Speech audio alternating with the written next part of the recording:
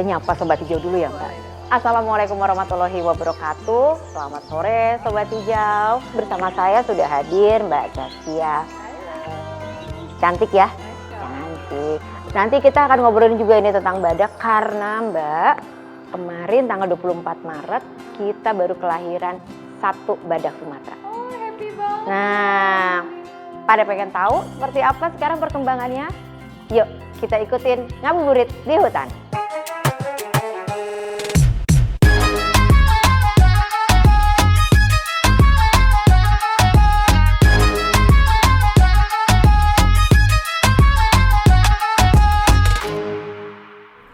Lucu banget. Yang tadi aku ceritain bahwa dia udah melahirkan setelah proses pembuntingannya segala macam itu rame banget. Ih, pokoknya itu gemes. Iya, gemes banget. Ini kan kayak sebagai orang awam ya, gitu yang mungkin informasinya masih harus banyak menggali nih. Ini ngelihat lucu kayak gini dan katanya populasinya bener-bener tinggal sedikit. Artinya ini berhasil banget ya. Ini ngelihat kayak gini ya. Wah, good job, good job. Mau lihat nggak? Kayak gimana yuk? Udah kayak gimana nih sekarang nih? Udah gede belum? Kita telepon dia. Oke, boleh, video boleh. call sama Pak Dokter sebentar. Oh, Masya Allah. Ini ada dokternya langsung ya? Ada dong. Halo, selamat sore dok. Sore, dokter. Iya dok, ini kita lagi sama-sama. Kita pengen nanya ini dok, kondisi kemarin babynya Rosa kayak gimana ya dok ya sekarang? Oh, namanya Rosa. Ibunya namanya Rosa. Oh, ya. ibunya Rosa. Gimana dok kondisinya sekarang? Alhamdulillah baik, selamat sore, selamat sore. Ini udah hari ke-11 ya, hari ke-11 ke-12 dan sampai saat ini sudah bisa lari-larian sama induknya, sudah diajarin macam-macam sama induknya, diajarin berkubang, diajarin untuk ya lari-larian bagaimana layaknya badak gitu. Dan induknya juga sangat perhatian. Beratnya hari ini itu 25 sampai 26 kg kita timbang harian ya. Jadi kabarnya begitu bayinya Rosa begitu. Dok, itu kayaknya kemarin seru banget ya ngelahirinnya. Kita semua ngelihat di videonya. Itu seberapa menegangkan sih dok prosesnya kemarin itu? Nah ini menarik nih. Badak Rosa itu kawin dengan badak Andatu itu bulan Desember tahun 2020. Jadi sekitar 16 bulan yang lalu ya. Itu pun prosesnya tidak bisa semerta-merta ya. Jadi badak ini soliter, hewan soliter, kemudian dia harus siap dulu betinanya untuk menerima si jantan. Nah, prosesnya itu untuk Rosa dengan Andatu itu alhamdulillah lancar, perkawinan terjadi. Waktu itu kita rekod ada 2 kali perkawinan dan kemudian beberapa hari kemudian kita cek terjadi adanya namanya vesicle. Vesicle itu adalah embrio yang awal yang untuk kehamilan dan menempel pada tanduk uterus yang sebelah kiri, tanduk rahim sebelah kiri. Kemudian setelah itu baru kita mengindikasikan bahwa dia terjadi kehamilan awal dan kita mulai memberikan hormon untuk penguat kebuntingan. Jadi Rosa ini hamil sekitar 475 di hari 476 lahir. Jadi 4 hari sebelum 16 bulan. Selama 15 bulan kita berikan hormon penguat buntingan. Nah, itu selain itu kita juga cek rutin dengan alat ultrasonografi, alat USG untuk mengecek kesehatan buntingannya, baik itu mungkin 1 mingguan atau per 2 minggu atau per 20 hari. Nah, semakin menjelang ke lahiran itu semakin rapat kita mengeceknya. Jadi untuk melihat kesehatan kehamilannya dan juga nanti posisi anaknya begitu. Itu yang kami lakukan. Selain itu juga pemenuhan kebutuhan nutrisinya badak ini kita penuhi semaksimal mungkin, seoptimal mungkin yang bisa kami lakukan. Gitu informasinya. Itu katanya kemarin Rosa itu kehamilan yang ke-9. Jadi setelah 8 kali gagal ya dok ya?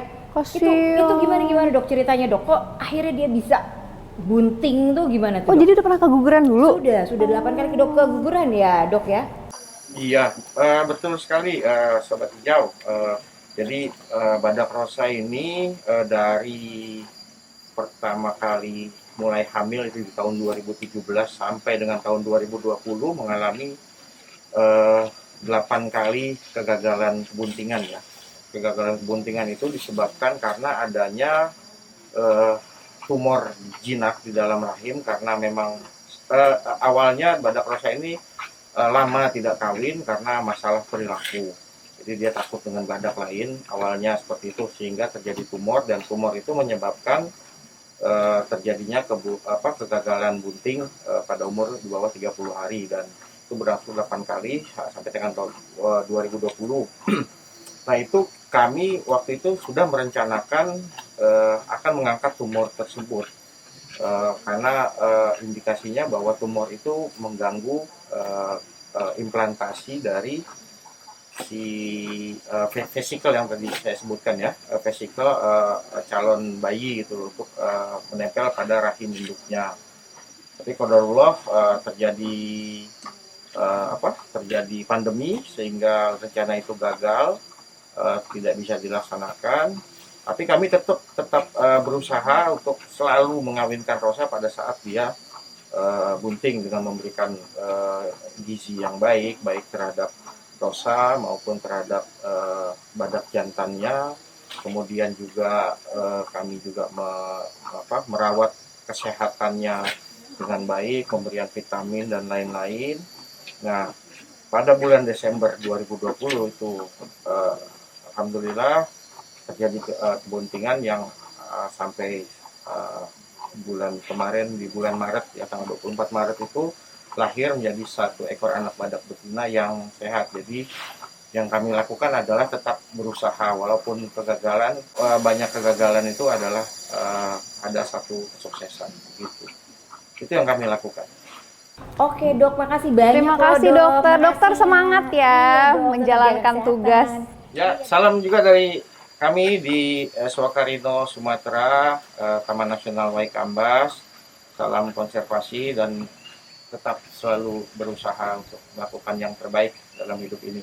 Iya dok, makasih ya dok. Makasih. Oke, sampai ketemu lagi ya. Waalaikumsalam. Waalaikumsalam warahmatullahi wabarakatuh.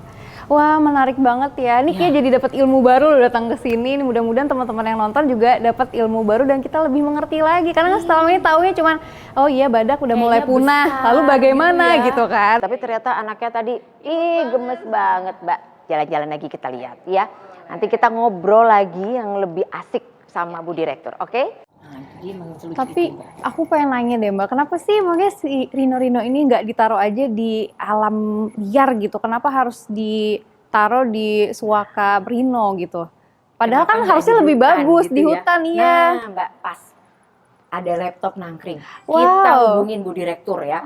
Jadi ini nanti kita telepon yang namanya Bu Direktur Konservasi Keanekaragaman Hayati, namanya Bu Indra. Nanti aku kenalin. Yuk, Oke, ayo, Mbak, boleh. kita hubungkan ya. Sip. Sore Bu Direktur, Bu Indra, apa kabar? Ini aku lagi sama Mbak Saskia, lagi ngobrolin soal kemarin yang badak lahir. Tadi Mbak Saskia nanya sama aku, kenapa kok itu badak ditaruhnya di Swakarino, Bu? Saya ceritain sejarahnya dulu ya. Jadi sejarahnya itu sekitar tahun 90-an ya. Itu badak Sumatera itu kan sudah mengalami penurunan populasi di alam. Dan kita kemudian pemerintah melakukan program rencana aksi konservasi berupa program yang disebut dengan konservasi ex situ. Jadi beberapa badak dari alam kemudian ditaruh di luar habitatnya yang kita sebut sebagai bagian dari program konservasi ex situ. Nah, ada beberapa badak yang ditaruh di kebun binatang di luar, dan kemudian beberapa badak ditaruh di kebun binatang di Indonesia.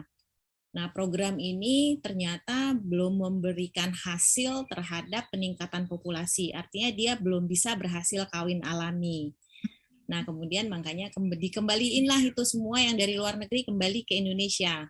Yang dari luar negeri, yang Bu? tersisa, ya. Yang dari luar negeri, Bu? Ya, yang dari luar negeri semua yang tersisa itu hanya tinggal yang namanya Andalas sama Harapan. Itu dari Amerika, itu semuanya kembali semuanya ke Indonesia.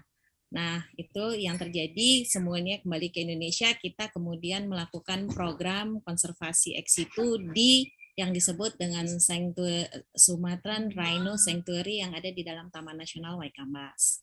Itu ceritanya. Jadi sebetulnya si Suakarino itu ada di dalam Taman Nasional juga. Ya. Artinya kan alamnya juga memang alami gitu ya. Tapi memang sekarang itu tadi kan kita ngedengerin nih Bu. Tadi kita ngobrol sama Dokter Zulfi. Jadi diceritain bahwa memang kelahiran bayinya Rosa itu dengan bantuan gitu Bu ya.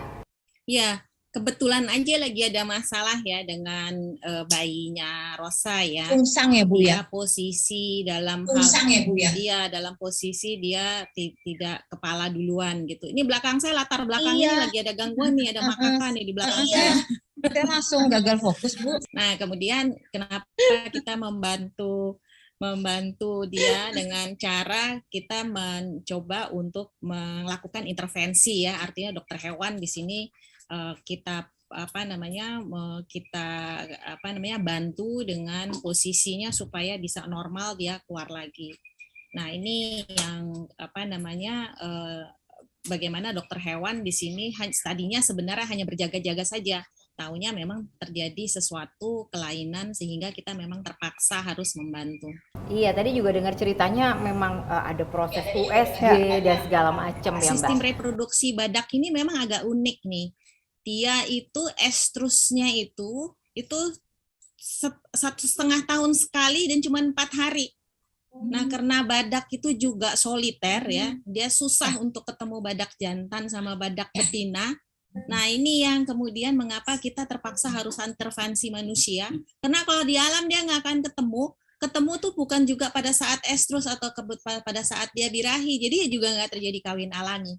Kurang lebihnya seperti itu, sehingga kita mengapa ditaruh di suaka, di sanctuary, itu supaya kita ada sedikit campur tangan manusia supaya juga terjadi perkawinan alami, tapi dengan bantuan pada saat dia estrus atau birahi, kita mempertemukan dengan jantan. Makasih ya Bu, karena ini juga udah menjelang waktu buka puasa. Nanti kita kapan-kapan main lagi ya Bu, ngobrol lagi. Mudah-mudahan bisa diajak Ibu ke sana. Mau ya Mbak ya, kita kapan-kapan ke Taman Nasional. Ya Bu, sampai ketemu Ibu, selamat berbuka puasa.